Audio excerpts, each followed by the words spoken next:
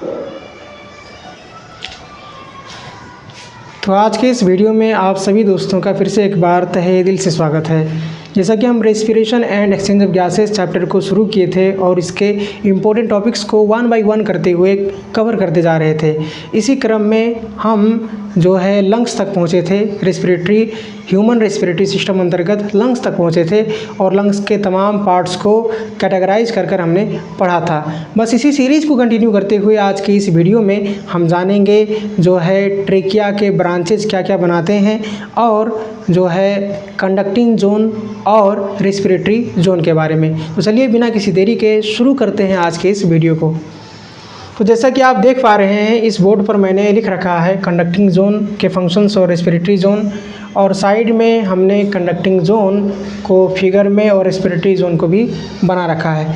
तो सबसे पहले फिगर को एनालाइज करते हैं। अब जैसा कि आप यहाँ देख रहे हैं कि ये जो ट्रेकिया है, ये ट्रेकिया जब पहली बार जब इस तरह से डिवाइड होता है तो प्रत्येक ब्रांचिंग को ब्रोंकस और इन दोनों को प्राइमरी ब्रोंकी कहा जाता है। प्राइमरी ब्रोंकी कहा जाता है। जब ये प्राइमरी ब्रोंकी फर्दर डिवाइड होता है तो उसके ब्रांचिंग को सेकेंडरी ब्रोंकी कहा जाता है। जब ये सेकेंडरी ब्रोंकी फर्दर जब डिवाइड होता है तो अब इसके ब्रांचिंग को क्या कहा जाएगा? इसके ब्रांचिंग को टर्शियरी ब्रोंकी कहा जाएगा। ये टर्शियरी ब्रोंकी जब फर्दर डिवाइड होगा तो इसे अब इनिशियल ब्रोंकियोलिस कहा जाएगा। तो यहाँ तक तो ये इनिशियल ब्रोंकियोलिस हुआ। अब इसके बाद में इनिशियल ब्रोंकियोली फर्दर जो है डिवाइड होता जाएगा तो उसे टर्मिनल ब्रोंकियोलिस कहेंगे। टर्मिनल ब्रोंकियोलिस फर्दर जब डिवाइड होगा तो उसे रेस्पिरेटरी ब्रोंकियोलिस कहेंगे। रेस्पिरेटरी ब्रोंकियोलिस फर्दर डिवाइड होकर एल्वेओलर जो है यहाँ पर डक्ट्स बनाएंगे। एल्वेओलर डक्ट्स बनाएंगे। ये सब एल्वेओलर डक्ट्स कहलाते हैं। एल्वेओलर डक्ट्स फाइनली जाकर जो स्ट्रक्चर बनाता है सैक लाइक स्ट्रक्चर, बोरे जैसा बैग जैसा स्ट्रक्चर, उसे ही एल्वेओलर सैक्स कहा जाता है, फिर एल्वेओलाई कहा जाता है। तो जैसा कि आपने देखा कि किस तरह से ब्रांचिंग होते होते फाइनली जाकर एल्वेओलर सैक्स या फिर एल्वेओली बनते हैं। तो पहचान कैसे किया जाएगा कि ये इनिशियल ब्रोंकियोली है या फिर टर्मिनल ब्रोंकियोली है? तो जहाँ तक जो है ये सी शेप्ड रिंग्स पाए जाएंगे, हाइलिन कार्टिलेज के बने सी शेप्ड रिंग्स, वहाँ तक का वो जो फाइनल जो ब्रांचिंग होगा उसी ब्रांचिंग को इनिशियल ब्रोंकियोली कहा जाएगा। उस फाइनल ब्रांचिंग से जब फर्दर ब्रांचिंग आगे बढ़ेंगे और उसमें क्या पाया जाएगा? Columnar epithelium, pseudo stratified columnar epithelium या फिर सिंपल सिलेटेड कोलमनर एपिथेलियम अगर पाए जाएंगे तो ऐसे इनिशियल ब्रोंकियोली के ब्रांचिंग ही को टर्मिनल ब्रोंकियोलिस कहा जाएगा।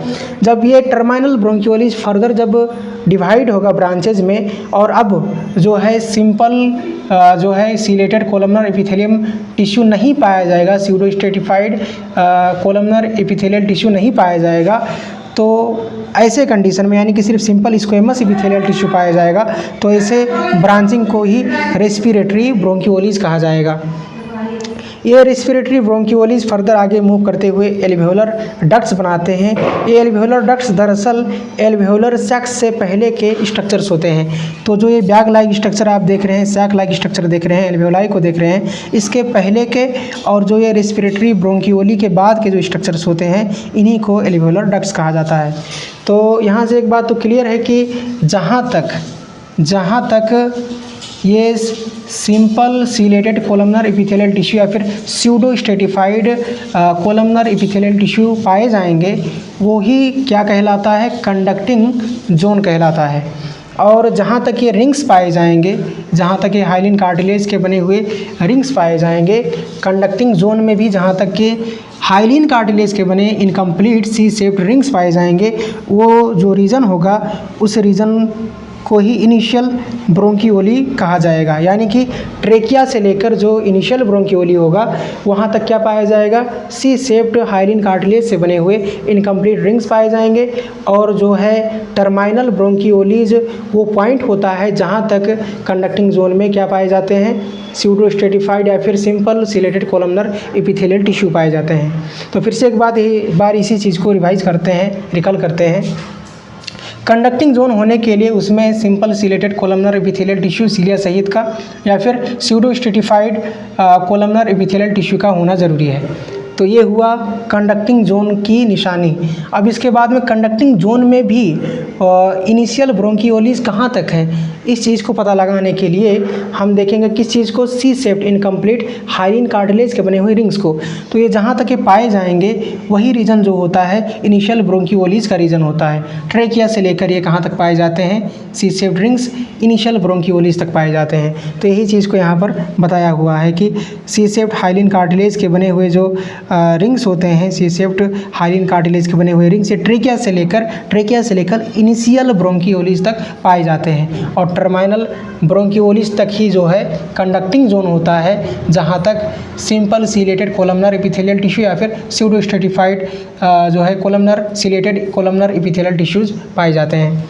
इसके बाद में जो सिंपल स्क्वेमस एपिथेलियल टिश्यूज़ पाए जाते हैं और सिंपल स्क्वेमस एपिथेलियल टिश्यूज़ जिस रीजन तक पाया जाता है वो एल्वियोलाई तक एक्सटेंड करता है। यानी कि टर्मिनल ब्रोंकियोलिस जो होते हैं उसके बाद में टर्मिनल ब्रोंकियोलिस के बाद में जो फर्दर ब्रांचिंग्स होते हैं उनमें सिंपल स्क्वेमस एपिथेलियल टिश्यू पाया जाता है और इसी तरह ये ब्रांचिंग होता फाइनली जाकर क्या बनाता है, एल्वियोलर सैक्स बनाता है, बैग लाइक स्ट्रक्चर बनाता है, एल्वियोलाई बनाता है और उसके पहले के स्ट्रक्चर को एल्वियोलर डक्ट्स कहा जाता है।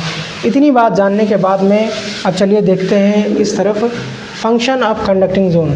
तो conduction of air from external nostrils to respiratory zone.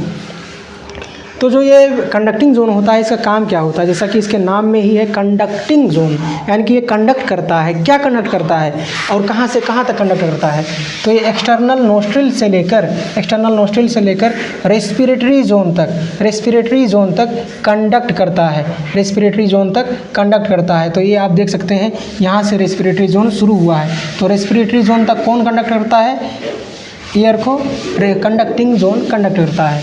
और कहाँ से शुरू करता है, एक्सटर्नल नोस्ट्रिल से। Clear conducting air from foreign particles.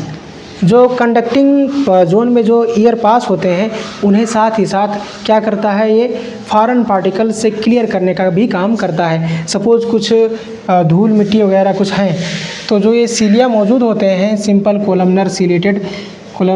Simple ciliated columnar epithelial tissue, जो ये सीलिया मौजूद होते हैं या फिर pseudo stratified chelated columnar epithelial tissue के, ये सीलिया क्या करते हैं, उन पार्टिकल्स को जो है आगे नहीं बढ़ने देते। तो ये क्या करते हैं, फॉरेन पार्टिकल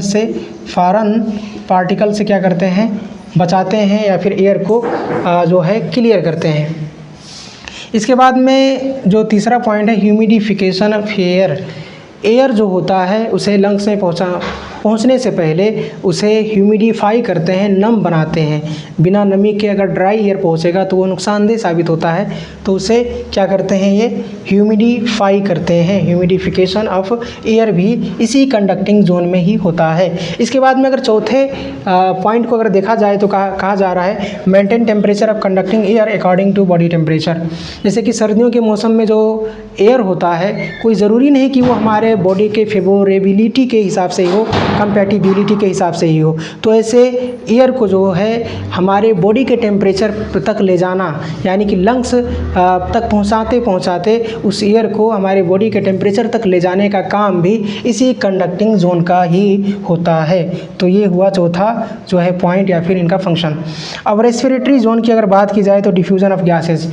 अब जो ये रेस्पिरेटरी जोन होता है, इस रेस्पिरेटरी जोन जो कि फाइनली जाकर एल्वियोलाई में कन्वर्ट हो जाता है, इसका सबसे मेन जो फंक्शन होता है वो डिफ्यूज़न ऑफ गैसेज ही होता है। यानी कि जो क्या कहते हैं, आर्टेरियल कैपिलरीज जो होते हैं, जो कि आर्टेरियल कैपिलरीज के जो नेटवर्क इन एल्वियोलर सैक्स या फिर एल्वियोलाई के इर्द गिर्द जो सराउंड कर रखते हैं या फिर एक नेटवर्क की तरह फैले हुए होते हैं, उनसे और इन एल्वियोलाई के बीच में गैसेज का एक्सचेंज होता है कंसंट्रेशन ग्रेडियंट के हिसाब से, यानी कि डिफ्यूज़न होता है, सिंपल डिफ्यूज़न ऑफ गैसेज होता है। तो रेस्पिरेटरी जोन का काम क्या होता है, गैसेज का डिफ्यूज़न कराना। तो आज के वीडियो में यही सब बातें हैं जो कि इम्पोर्टेंट थी। उम्मीद करता हूँ कि आपको ये वीडियो समझ में आया होगा, इसमें बताई गई बातें आपको समझ में आई होंगी। अगर कोई डाउट है तो ज़रूर कमेंट कर पूछें, कोई राय है, सजेशन है तो ज़रूर दें। आज के लिए इतना ही। इंशाल्लाह अगली वीडियो में हम इसी तरह respiration and exchange of gases chapter के अन्य टॉपिक्स को भी कवर करते हुए जाएंगे। आज के लिए इतना ही। Thank you.